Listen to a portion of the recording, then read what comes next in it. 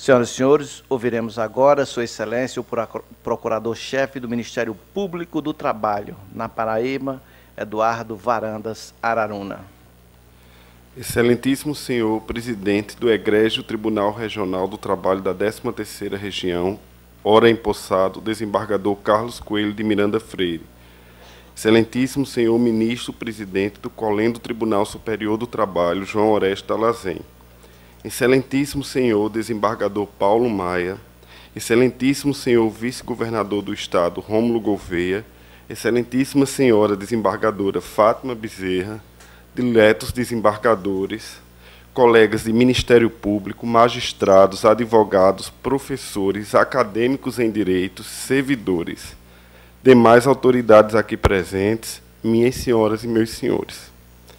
Devo inicialmente tranquilizá-los. Serei breve. Não tenho a pretensão de fazer um discurso, mas uma breve e sincera saudação a um grande ser humano que passa a dirigir doravante o Egrégio Tribunal do Trabalho, Regional do Trabalho da 13ª Região. Sinto ser importante e inconveniente invocar a sabedoria salomônica do livro hebraico dos Provérbios, Michelet Shelomon, quando prega: aquele que segue a justiça e a beneficência achará a vida, a justiça e a honra. Provérbios, capítulo 21, versículo 21. Assim o fez o empossado. Como grande parte dos operadores do direito deste Estado, conheci o doutor, ou melhor, o professor Carlos Coelho, nos bancos da Universidade Federal da Paraíba. Desde então, tive a honra, o aprendizado e o privilégio de ver os meus caminhos funcionais interseccionados com o de Sua Excelência por diversas vezes. É difícil, e aqui há muitas testemunhas, por quem passou pela Faculdade de Ciências Jurídicas na condição de aluno, não permanecer com a marca indelével do brilhante, austero e admirável professor de introdução ao estudo do direito, o Dr. Carlos. Lembro-me com clareza do professor Carlos, então juiz da Junta de Conciliação e Julgamento de Guarabira, com a humildade de um franciscano, espraiar os primeiros e mais importantes conhecimentos das letras jurídicas para nós, calouros de direito e calouros na vida. Sua conduta era absolutamente reta, e suas provas o fiel retrato dos ensinamentos dados em salas de aula, os quais levantavam admiração, respeito e temor à postura professoral do empossado. Para mim, a mais nobre missão que um ser humano pode perseguir é o magistério. Minha sincera homenagem agora a todos os professores aqui presentes. Saibam, senhores professores, que sem o conhecimento exalado do suor das vossas faces, os quais não serviram de alimento, nenhuma profissão existiria sobre a face da terra. E, obviamente, isto se aplica ao empossado, posto que temos hoje, na direção do TRT, um professor nato, completo e sábio. O eterno aluno de direito, eu, este orador, novamente reencontra o professor Carlos em circunstâncias diferenciadas.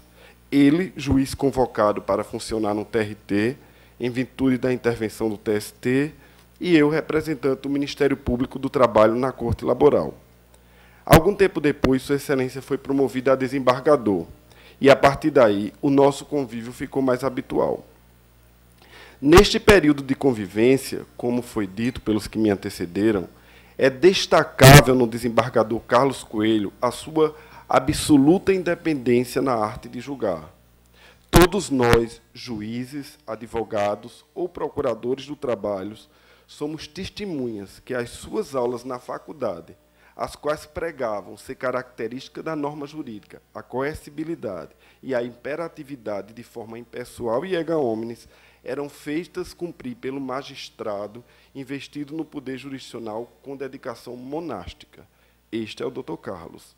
Sem oblação, o desembargador Carlos Coelho de Miranda Freire é um julgador na mais completa acepção do termo, fazendo cumprir a lei trabalhista sem interesses paralelos e temor de forças políticas ou econômicas, que, por vezes, tentam comprometer os primados de um Estado democrático de direito e a convivência independente e harmônica dos poderes da República.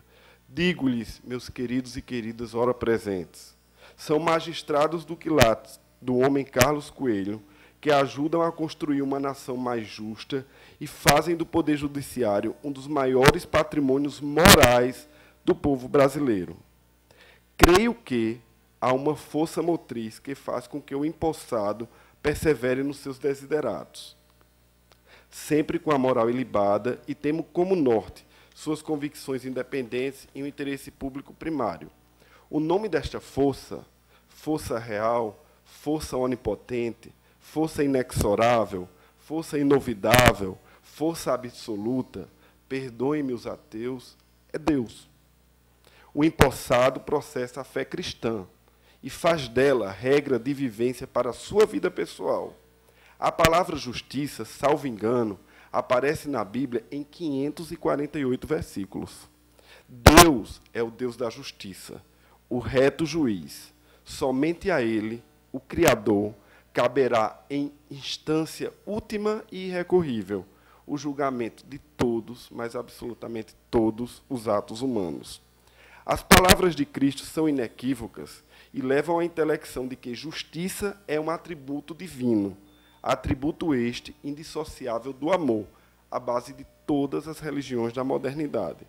Com efeito, nos diz o Sermão da Montanha, segundo Mateus, que bem-aventurados que têm fome e sede de justiça, porque eles serão fartos. É esta fartura de justiça que desejo a todos os empossados de hoje, principalmente o desembargador-presidente Carlos Coelho de Miranda Freire.